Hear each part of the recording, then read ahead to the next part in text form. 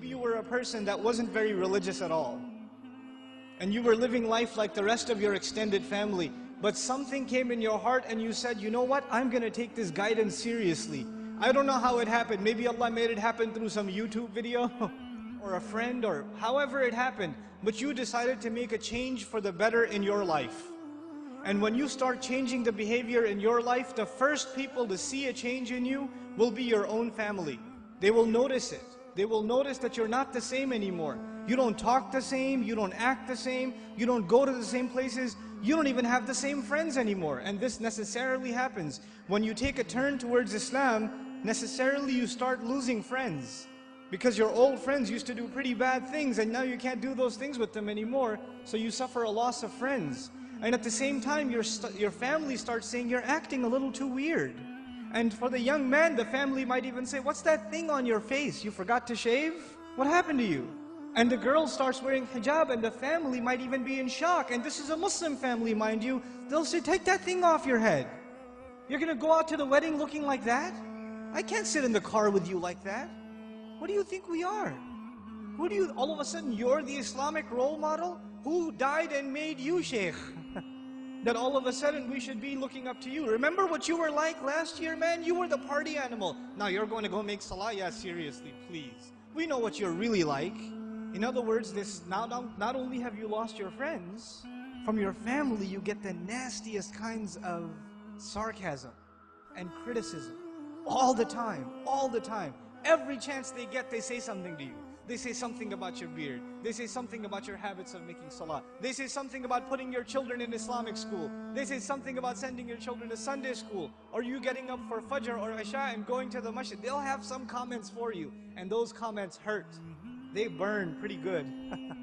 This happens to young men in the audience, where their parents start telling them to stop hanging out with their other Muslim friends. Don't go to the masjid, don't waste your time. I wallahi myself know of stories where the father found out that in between classes, the son used to, because his classes were 3-4 hours apart, in between classes he used to go to the masjid to pray dhuhr and just study at the masjid.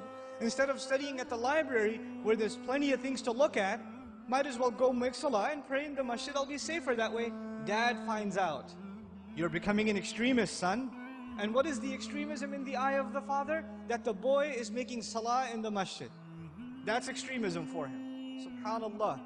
Muslims themselves, you think non-Muslims are averse to Islam? Have you seen what Muslim families are doing to their own? What parents are doing to their children?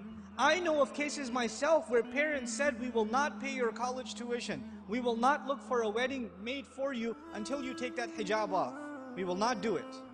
We do not accept you as our daughter until you take that thing off. We will not show our face in public with you. You can't go with us anywhere. This is the mother telling, and you know what they'll say, what's amazing about that? They'll make you feel bad about yourself. They'll tell you, what kind of daughter are you? You should be ashamed of yourself, you're embarrassing your parents. We're Muslim, but we're not Muslim. We're not those kind of Muslims. That's not how we do things in our family. That's what they'll say. Our family is different. We don't do things like that in our family. That's those masjid people. Don't be like those masjid people. That's what they'll say. And you know what's amazing about that? If you look at a portrait of your great-grandparents from back in the day, good old great-grandpa's got a big old beard and you can't even see grandma's face. So who's being true to the family and who's an embarrassment to the family? See, this is Muslim families today. And you're in the midst of all of this. And you know what happens? Because you've made a decision to turn towards Islam, if an enemy of Islam came to you and said, abandon your religion, you'd say, oh yeah? I'm going to be even more committed. You would become energized in your zeal for the religion when the enemy attacks Islam. We'd get even more fired up. Muslims get fired up in the craziest of ways. Somebody draws a cartoon about the Messenger ﷺ and Muslims go crazy and they'll burn some other guy's car up or break somebody else because they're really angry. But we get fired up when something happens, something questions the dignity of our religion, even if it makes sense or doesn't make sense. But when your own family comes and says, look, I love you, I'm worried about you, I don't want you to become this way. This is the way of the people who fail out of college, who don't have a career, who have miserable lives. I don't want you to fall into this extreme. Somebody is putting you under their influence, you need to get away from them. They see stuff on TV and they become paranoid. And you're in the middle of all of this. And it becomes hard to hold on to your religion in the middle of all of this. It becomes hard. Because it's not the enemy of Islam that's pulling you away. Who's pulling you away? Your own family, your own parents, your own husband, your own wife, your own brother, your own cousins, your own in-laws.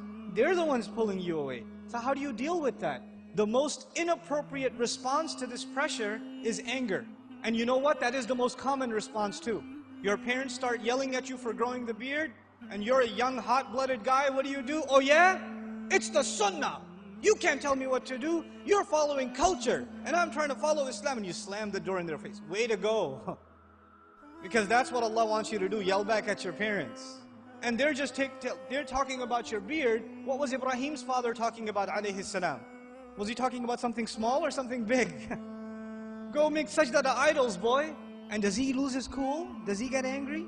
We have to learn how to be with our parents.